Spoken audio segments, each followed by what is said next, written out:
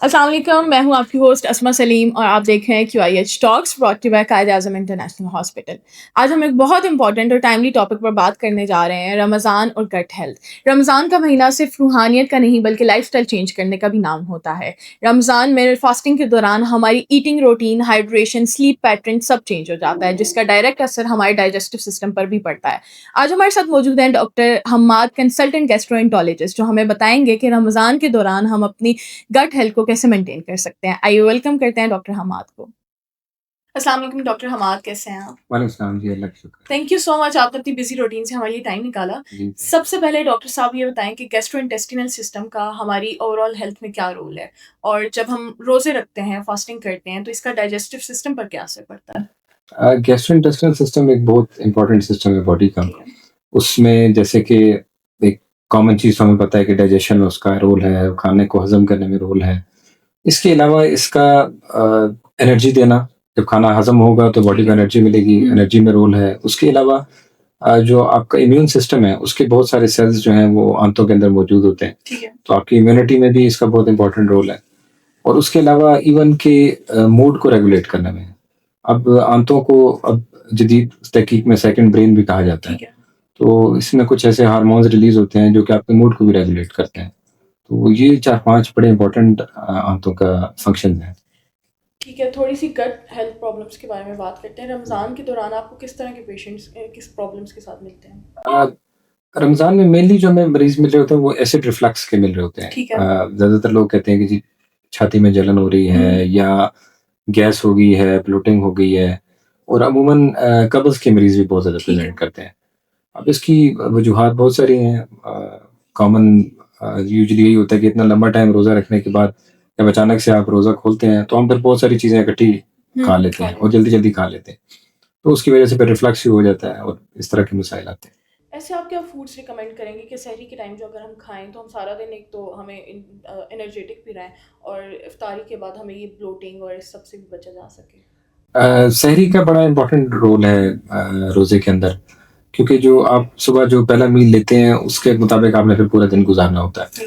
तो उसमें हम ये भी रिकमेंड करते हैं कि ऐसे मील ले जाएं जो स्लो एनर्जी आपकी रिलीज करें और स्लोली आपको एनर्जी मिलती रहे थ्रू आउट द डे। अब उसमें बहुत सारी चीज़ें आती हैं, जैसे कि ओट्स हैं, जौ का दलिया हो गया। उसके अलावा आप होल ग्रेन रोटी ले सकते हैं। दही का इस्तेमाल बड़ा ज़रूरी है, वो प्रोबायोटिक है, हाजमे में भी मदद देता है।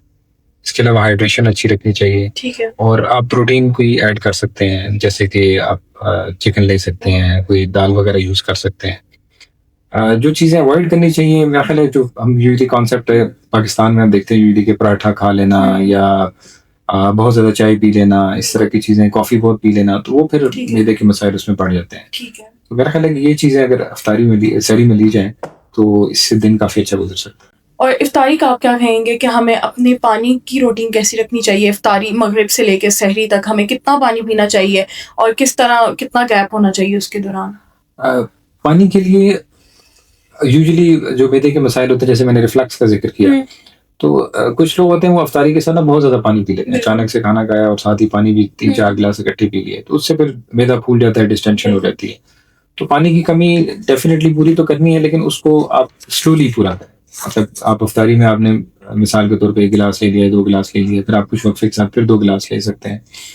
तो इस तरह करके सहरी तक यूजुअली हम कहते हैं कि 8 से 10 गिलास तो पानी के लिए जाएँ, लेकिन अगेन वो ब्रेक के साथ। ठीक है। और बाकी ये है कि एक टाइम पे एकदम से ज़्यादा चीज़ें ना लें।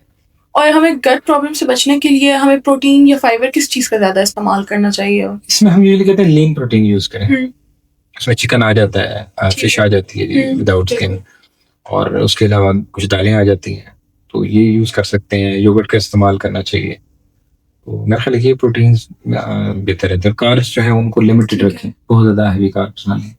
अच्छा, जो लोग IBS, एसिडिटी और गैस्ट्राइटिस इन इश्यूज का शिकार होते हैं, तो क्या उन पे रोजे रखना फर्ज है, या उसके बारे में आप क्या रिकमेंड करेंगे? उनका फूड इनटेक कैसा होना चाहिए? हाँ बिल्कुल, ये जो डिजीजेस हैं ये कोई ऐसी डिजीज नहीं है कि इसमें हम कहें कि रोजा नहीं रख सकते, लेकिन डेफिनेटली अगर सिम्टम्स अनकंट्रोल्ड हैं, एब्डोमिनल पेन है, बहुत सीवियर सिम्टम्स हैं, तो उसमें फिर मतलब दवाई अगर आप रेगुलर यूज करते हैं, और कुछ ट्रिगर फूड्स हैं इनके जिनमें हम एक ब्रॉड कैटेगरी हम कहते हैं फॉड मैप डाइट, तो वो चीज़ें अवॉइड करें जो ट्रिगर करती हैं आईबीएस को।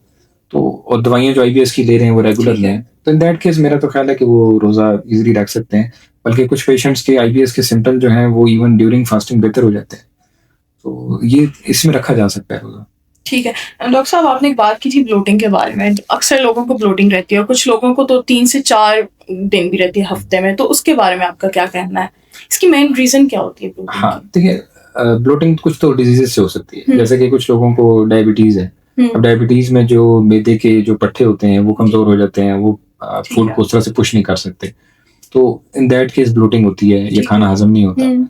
अच्छा, कुछ फूड्स का इससे ताल्लुक है, यानी कि अगर आप फ्राइड फूड ज़्यादा खाते हैं और हेवी मील्स लेते हैं, तो ज़ाहिर है उसकी क्लीयरेंस फिर देर से होगी। जब क्लीयरेंस देर से होगी तो फिर ब्लोटिंग होगी। ब्लोटिंग होगी। एक वजह हो सकती है।